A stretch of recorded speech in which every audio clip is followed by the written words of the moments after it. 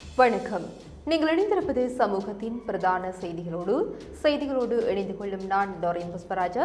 விரிவான செய்திகளுக்குள் செல்வதற்கு முன்னதாக முதலில் தலைப்பு செய்தி. காற்றுடன் கூடிய கனமழை, சூறாவளி காற்று, முறிந்த மரங்கள், இயல்பு வாழ்க்கை பாதிப்பு.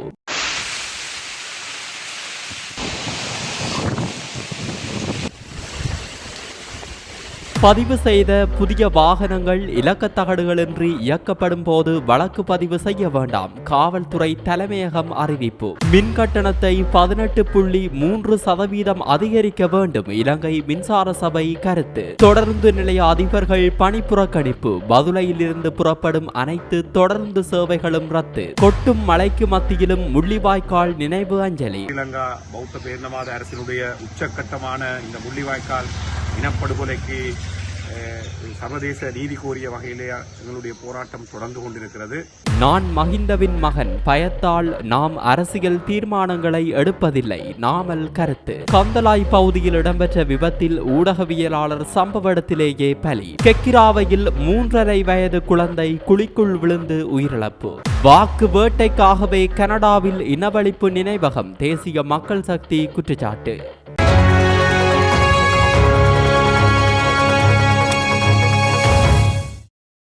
வவுனியாவில் இன்று வீசிய சூறாவளி காற்றால் மரங்கள் முறிந்து வீழ்ந்ததுடன் மக்களின் இயல்பு வாழ்க்கை பாதிக்கப்பட்டுள்ளது.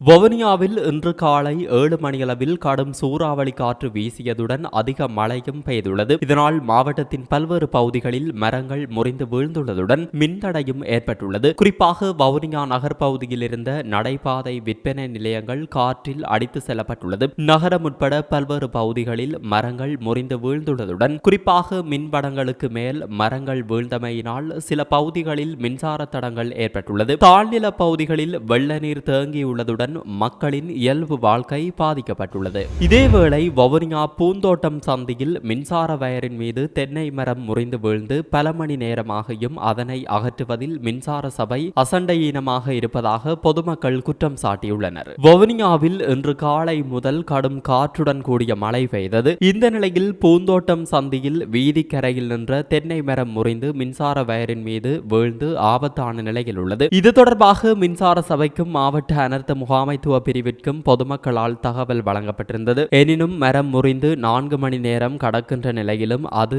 இன்னமும் அகற்றப்படவில்லை. குறித்த மரம் பாதையின் நடுவில் ஆபத்தான முறையில் காணப்படுகிறது. பொதுமக்கள் அதனூடாகவே பயணம் செய்து வருகின்றமை குறிப்பிடத்தக்கது. இதேவேளை தம்பலகாமம் பிரதேச செயலக பகுதியில் இன்று காலை பெய்த கனமழையுடனான காற்றினால் வீடுகளுக்கு சேதம் ஏற்பட்டுள்ளது. தம்பலகாமம் பிரதேச பகுதியின் கல்மெடியாவ தெற்கு கிராம சேவகர் வடக்கு மற்றும் பாரதிபுரம் உட்பட பல இடங்களில் உள்ள வீடுகளின் கூரைகள் மற்றும் கட்டடங்கள் பாதிக்கப்பட்டுள்ளதாக அங்கிருக்கும் எமது செய்தியாளர் தெரிவித்தார்.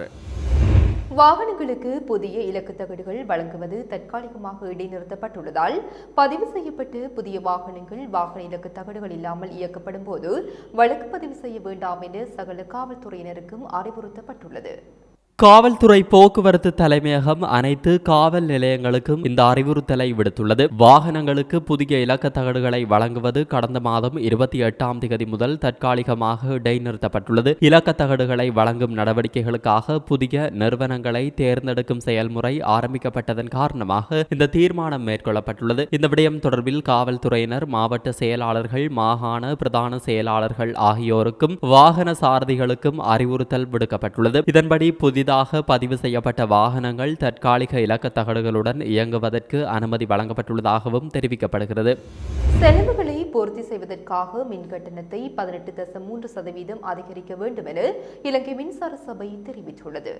இலங்கை பொது பயன்பாடுகள் ஆணைக்குழு ஜூன் முதல் வாரத்தில் இந்த விடயம் தொடர்பான இறுதி தீர்மானத்தை எடுக்கும் என தெரிவிக்கப்படுகிறது. இது தொடர்பான யோசனையை இலங்கை மின்சார சபை பொது பயன்பாடுகள் ஆணைக்குழுவுக்கு அனுப்பி வைத்துள்ளது. இதற்கமைய ஜூன் 1ஆம் தேதி முதல் மின்சார கட்டணங்கள் உயர்த்தப்பட உள்ளது. எவ்வாறாயினும் செலவுகளை ஈடு செய்ய மின்சார கட்டணங்களை 18.3% அதிகரிக்க வேண்டும் என்று மின்சார சபை சுட்டிக்காட்டியுள்ளது.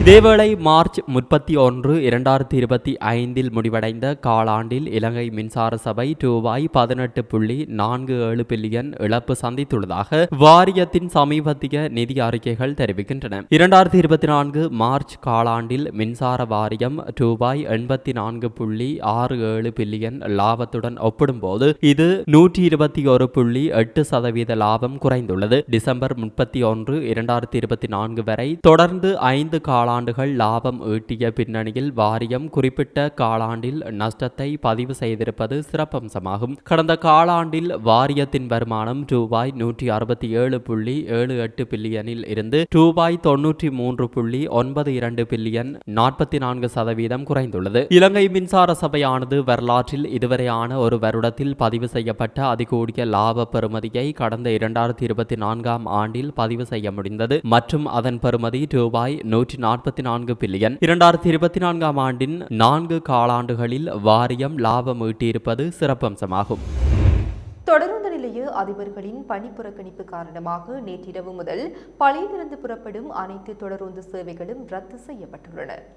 நேற்று மாலை 6:30 மணிக்கு பதுளையிலிருந்து கொழும்பு நோக்கி பயணித்த அஞ்சல் தொடருந்து பணி புறக்கணிப்பு காரணமாக உடுவர தொடருந்து நிலையம் வழியாக பதுளைக்கு திரும்பியது. மேலும் தொடருந்து நிலையங்களில் பயணச்சீட்டுக்காக வசூலிக்கப்பட்ட கட்டணங்கள் பயணிகளுக்கு திருப்பிக் கொடுக்கப்பட்டதாகவும் எமது செய்தியாளர் தெரிவித்தார். அத்தோடு உடரட்ட மெனிகே, பொடி மெனிகே, கலிசோ தொடருந்து, அஞ்சல் தொடருந்து மற்றும் விசேட தொடருந்து என்பன பதுளை தொடருந்து நிலையத்தில் நிறுத்தி வைக்கப்பட்டுள்ளதாக தெரிவிக்கப்படுகிறது.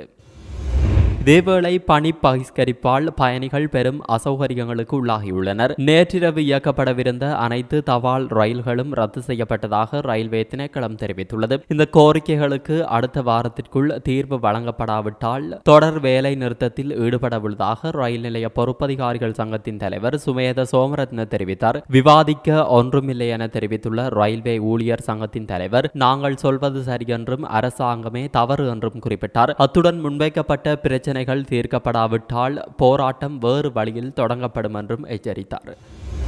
கெக்கிராவு நேகம அலிவங்குவ பகுதியில் நீர் நிரம்பிய குழிக்குள் விழுந்து 3.5 வயது குழந்தை உயிரிழந்ததாக காவல்துறையினர் தெரிவித்துள்ளனர்.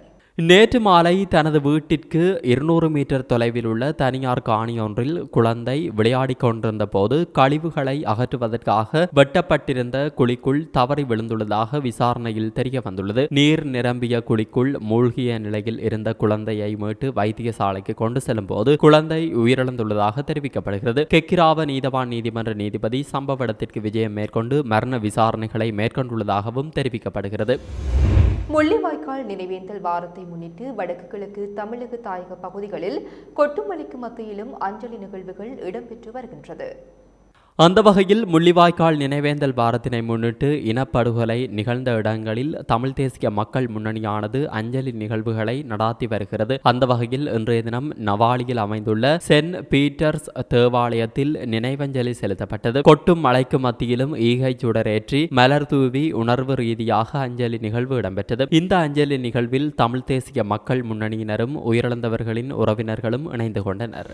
இதேவேளை முள்ளிவாய்க்கால் நினைவேந்தல் வாரத்தினை முன்னிட்டு தியாக தீபம் திலீபனின் நினைவிடத்திற்கு அருகாமையில் இன்றைய தினம் இரத்த தான முகாம் ஒன்று முன்னெடுக்கப்பட்டது. குறித்த இரத்த தான முகாமானது தமிழ் தேசிய மக்கள் முன்னணியின் ஏற்பாட்டில் நடாத்தப்பட்டது. மக்கள் ஆர்வத்துடன் குறித்த இரத்த தான முகாமில் கலந்து கொண்டு குருதி கொடை வழங்கியமை குறிப்பிடத்தக்கது.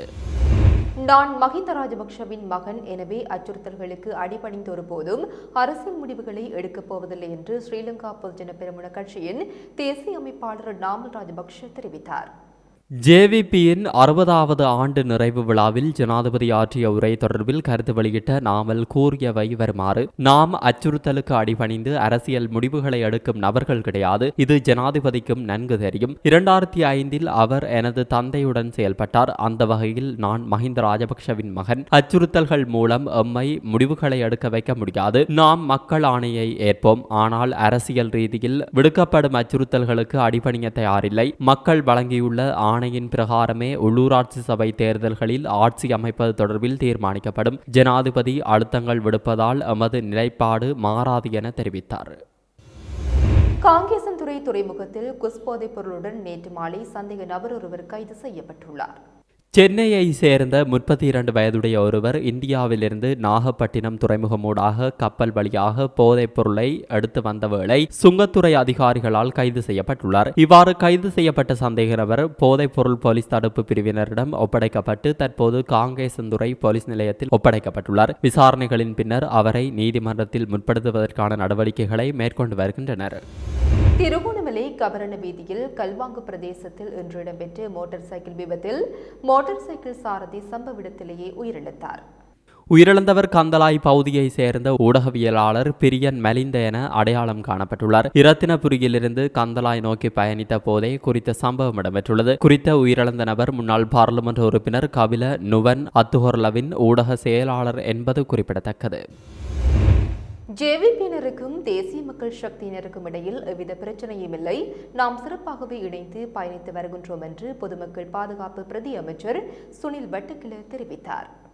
இது தொடர்பில் மேலும் தெரிய வருகையில் கடந்துள்ள 6 மாதங்களுக்குள் தேசிய மக்கள் சக்தி மற்றும் ஜேவிபிக்கு இடையில் குழப்பங்கள் ஏற்படும் என பலர் கருதினர். அது தொடர்பில் கதைகளை பரப்பினார்கள். இன்றளவிலும் சமூக வலைதளங்களில் பதிவுகள் தொடர்கின்றன. இப்பதிவுகளை பார்க்கும்போது சிரிப்புதான் வருகிறது. நமது குழுவினர் புரிந்துணர்வுடன் சிறப்பாக செயல்பட்டு தமது பணிகளை முன்னெடுத்து வருகின்றனர். எனவே வீண் விமர்சனங்கள் குறித்து நாம் அலட்டிக் கொள்ள வேண்டியதில்லை என்றார்.